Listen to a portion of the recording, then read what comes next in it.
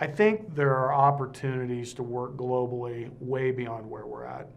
I was fortunate enough to be one of 6 teachers selected by the U.S. Department of Ed back in March to accompany Secretary Duncan to the International Summit on Teaching and Learning.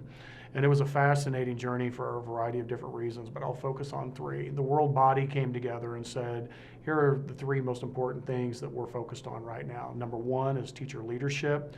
2, teacher efficacy, or teachers finding joy and satisfaction in their jobs.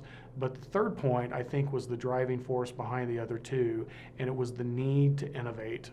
And every country on the earth is trying to become the most innovative country on the planet.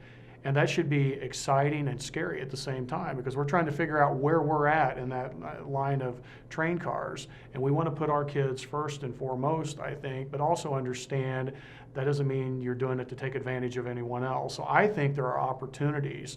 One of the things that, the points that I posed at the summit was, I would love to see us create an international sandbox where, much like Minecraft, where kids come and build and develop products, but kids could come together from Zimbabwe or Uganda or Moscow or at Effingham High School, and they could work together collaboratively on projects where they could create and develop and build. And the first part of that innovation is the mind piece, where they're thinking globally and they're thinking creatively and they're trying to solve problems. We talked this morning about some of the kids in Africa. The kids from the United States were working to try to help them find a way to bring water to Africa. Well, it's interesting as we talk about that here in the desert Southwest, where water is a real issue. And there may be a kid in a country that's struggling for water right now in Africa that comes up with a solution that will solve that problem in LA or in California, who's struggling to find water right now.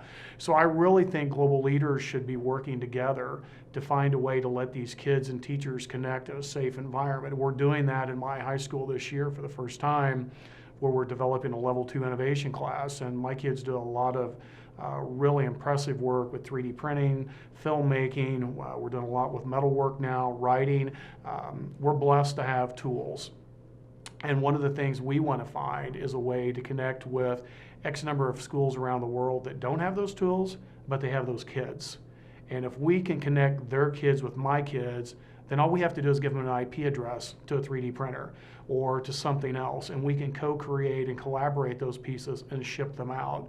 And that's very much the way the economic world, sector works too, where you send a piece to China, you have it mass produced, it's brought over here, it's sold, through multiple marketplaces. And I think it's a great opportunity for our kids to stand in that environment and understand in a very short time they're going to be asked to take one of those global leadership spots, and do they understand how to do that? My concern is the technology is changing so quickly that in many high schools around the country, we're still, and there's not a problem with the technology. I mean, Word and PowerPoint and Excel and simple programming is all great, but our kids go home to 3D printing and plasma cutting, and Google's visionary came out a couple of weeks ago and said that he believes in the next 15 years we're going to be able to tap the human mind to the cloud. That's scary. And that we're also potentially going to be able to back up the human mind to the cloud.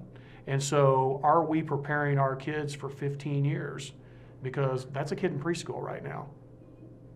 And I would argue that we're not. So that's one of the things I guess I would leave you with is to how we can come together as a global community, policymakers, business leaders, teachers, administrators, parents, and really find a way to create that global sandbox where our kids, all kids, can find success.